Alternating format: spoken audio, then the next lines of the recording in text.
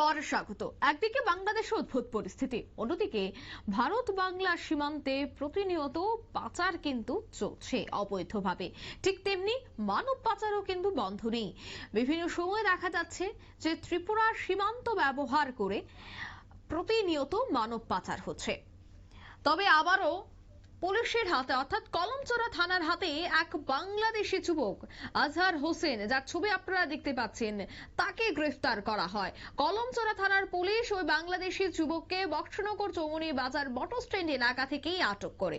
পরবর্তী সময়ে এসআই অসীম দাসের নেতৃত্বে পুলিশ এবং টিএসআর বাহিনী এই বাংলাদেশি যুবককে ধরে পুনরায় কলমচোরা থানায় নিয়ে এসে লকআপ বন্দী করে।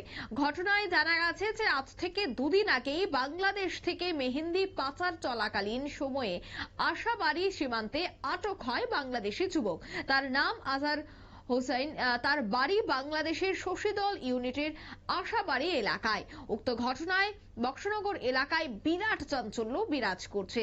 তবে সে বিষয়ে এই পুরো ঘটনাকে কেন্দ্র করে অবশ্যই একটা চাঞ্চল্য থাকছে। তবে পালানোর সে চেষ্টা করেছিল, তবে পালানোর চেষ্টা করলেও শেষমেশ তাকে কিন্তু আবারও আটক করা হয়।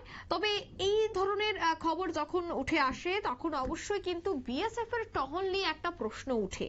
কারণ এই যে সীমান্ত এলাকা দিয়ে প্রতিনিয়ত অবৈধ জিনিসপত্র পাচার হয়, সে সাথে মানব পাচার হয়, তা কিভাবে সম্ভব? প্রতিনিয়ত টহলরত অবস্থায় সেখানে বিএসএফ রয়েছে। তবে বিএসএফ এর চোখে ধুলো দিয়ে কিভাবে আসামবাড়ি থেকে শুরু করে কৈলাসহর থেকে শুরু করে আরো বেশ কয়েকটি জায়গা দিয়ে এই ধরনের পাচার হচ্ছে? তবে কি নগদ নারায়ণের বিনিময়ে সবটাই ম্যানেজ হচ্ছে? প্রশ্ন কিন্তু এবার উঠছে।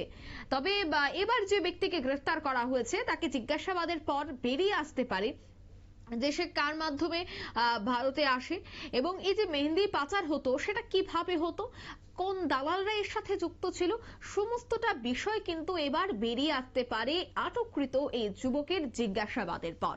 নিয়ে নিচ্ছে এই মুহূর্তে ছোট্ট একটি বিজ্ঞাপন বিরতি, সঙ্গে থাকুন।